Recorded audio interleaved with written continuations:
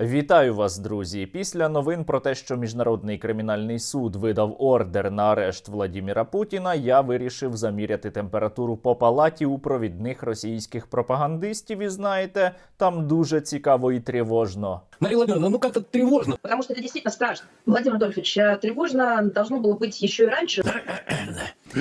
Пропагандисти бояться не тільки ордеру на арешт Владіміра Путіна, а й українського контрнаступу і намагаються себе заспокоїти. Это наше навсегда.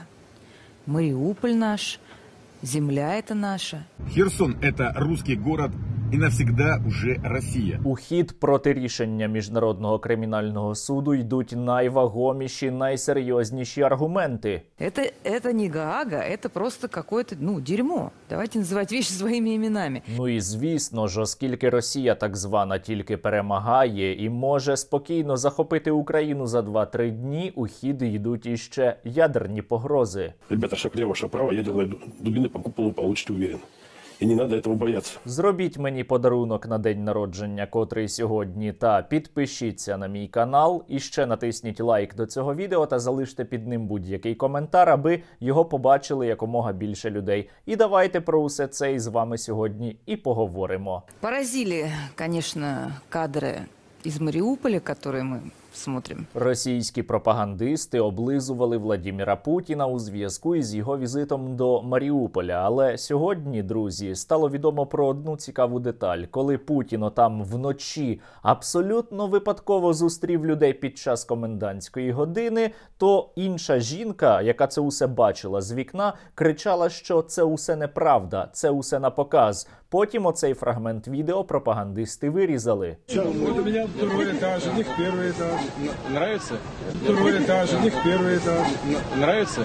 Оскільки Владімір Путін відвідав тимчасово окупований Маріуполь у рамках свого прощального туру вночі, щоб менше людей його бачили, Сімоніян зробила висновок, що значить у Маріуполі безпечно для росіян. Я, если честно, в шоке, что его начали вообще бомбить. То есть все-таки Мариуполь это безопасно. Но нет, вчера начали бомбить. Бомбить точно начали чем-то новеньким. Але нехай навіть так і буде. У тимчасово окупованому Маріуполі наче як безпечно, зате небезпечно у Білгороді і поблизу Москви. Белгород, спишь? И увидел, что украинские беспилотники уже по всей территории. Вот они здесь. Уже здесь.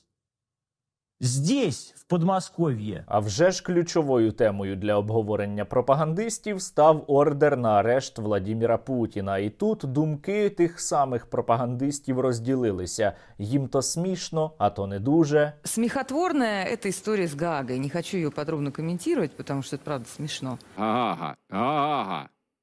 Смешно, да? Мне нет. Нагадаю вам, друзі, що росіяни викрадають українських дітей для того, аби стерти їхню ідентичність, щоб діти забули, що вони українці. І Марія Львова-Білова, щодо котрої також є ордер про арешт, у цьому сама зізнавалася, що таким чином росіяни, коли викрадають українських дітей, начебто їх перевиховують. Началась история про то, что там негативно отзывались о президенте, да, говорили всякие гадости, пели гимн Украине, слава Украине и все такое. А эти дети попали в приемные семьи Московской области.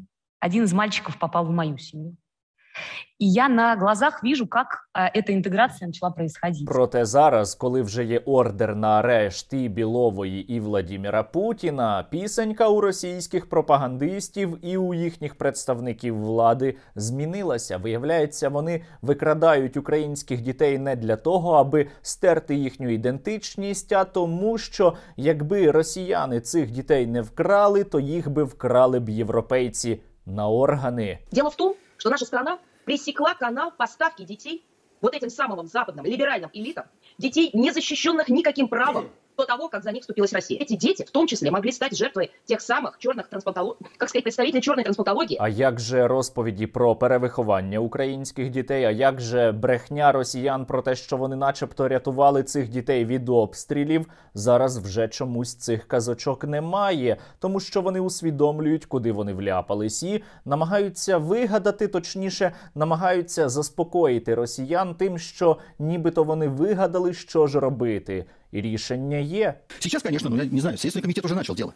принципе, тут надо подождать. Против всех этих 3 судей дело-то заведено. Як тобі таке? Міжнародний кримінальний суд? Російський слідственний комітет відкрив проти тебе кримінальне провадження. І ще Соловйов пропонує, щоб держави-учасниці БРІКС самі заарештували членів Міжнародного кримінального суда. Договорился с товарищами по БРИКСу, чтобы это было коллективное преследование тех подонков из этого МУСа, включая подонка прокурора. Тільки от тут є один важливий нюанс. Саміт БРІКС має відбутися наприкінці літа у Південно-Африканській Республіці, яка ратифікувала Римський статут і яка зобов'язана буде заарештувати Владіміра Путіна. Тому, я думаю, або саміт перенесуть, або Путін туди просто не приїде. І ще учора міністр юстиції Німеччини заявив, що у разі, якщо Владімір Путін з'явиться на території Німеччини, Німеччина його обов'язково заарештує. І на це у Соловйова вже є своя відповідь. И этот придурок, министр юстиции, должен познакомиться с арматами. Давайте там, но при всем моем уважении к Владимиру Соловьеву, давайте вмочим там Посейдонами. Ну не будет никто мочить никакими Посейдонами, ну это же очевидно, да? Росіяни не можуть захопити Бахмут, але збираються захопити Нідерланди. Если для этой цели надо вести войска в Голландию, значит надо вести войска в Голландию. И мне плевать, что это страна НАТО. Проте деякі правильні висновки пропагандисти усе ж таки зробили. Світова спільнота, ну а точніше цивілізовані держави, планомірно, поступово заганяють і Владіміра Путіна, і саму так звану Росію до ізоляції. Но предъявляют на главе государства, это становится просто обрезание всего, то есть всех связей практически. І це також означає, що жодних переговорів у представників цивілізованих держав не може бути із Владіміром Путіним. І ці держави не будуть нас закликати до таких переговорів. А то, что вы сделали, показывает, никаких переговоров с вами не будет. Никогда.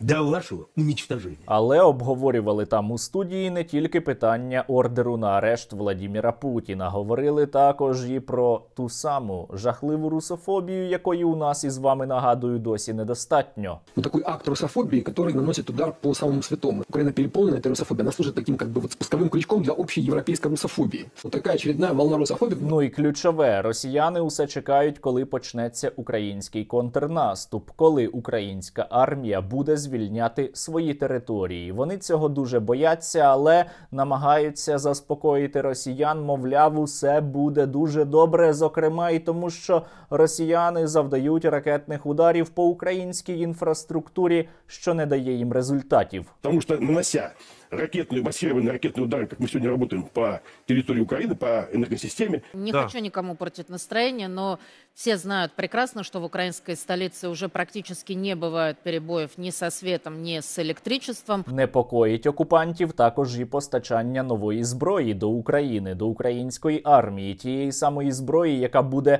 винищувати росіян на нашій землі і буде допомагати звільняти наших людей та наші території. Але у так званої Росії на це є рішуча відповідь. Вот Запад, технику, вот сейчас леопарды, вот Абрамсы, вот то, вот все. А у нас что? Первый раз вижу такие. Даже в армии никогда не встречал. Нам есть чем гордиться. Для обороны прислали. Я думаю, Запад вздрогнет окончательно. Мені дуже подобається їхня істерика, а ще більше мені подобається те, що вони досі надзвичайно серйозно відірвані від реальності, що не дозволяє їм адекватно оцінювати ситуацію, що тільки допоможе нам виграти цю війну. Я переконаний, що Україна переможе, друзі, але треба буде іще багато над цим попрацювати. І як я вже казав, у мене сьогодні день народження. У зв'язку із цим я хочу вас попросити про дещо. Ну, по-перше, підпишіться на мій телеграм-канал, там багато важливих зборів для потреб Збройних сил України, і ще там є багато контенту, який не потрапляє на мій ютуб-канал, і допомагайте, друзі, Збройним силам України. Якраз нещодавно ми до Бахмуту передали 2 тепловізійних коптери від вас. Вітаю вас, друзі! Сьогодні ми хочемо подякувати Сергію Стерненку і його підписникам за ці 2 прекрасні Mavic 3T. Вони зараз дуже потрібні і приїхали дуже своєчасно. Ну і ще до підрозділів Головного управління розвідки поїхали 3 дрона DJI M30T, які допомагають виявляти російських загарбників та знищувати їх і вдень, і вночі. Дякую фонду Стерненка за неоцінену допомогу у вигляді цієї пташки Matrix 30, що допомагає нам нищити ворога на східному напрямці. Разом і до перемоги. Дякую Сергію Стерненко та його підписникам за беззупинну допомогу українському війську. Тепер цей коптер допоможе виявляти ворожі позиції для їх знищення. Слава Україні! Дякую кожному та кожній, хто допомагає українській армії. Це дуже важливо. Кожна ваша гривня наближає нашу перемогу. Ну і дякую Збройним силам України за те, що я взагалі можу і записувати це відео, і відзначати сьогодні свій день народження. Я переконаний, що ми, друзі, здобудемо перемогу, але боротьба буде важкою і, на жаль, кривавою. Тому продовжуємо посилювати українське військо, бо завдяки українському війську і наша країна, і ми із вами іще взагалі існуємо.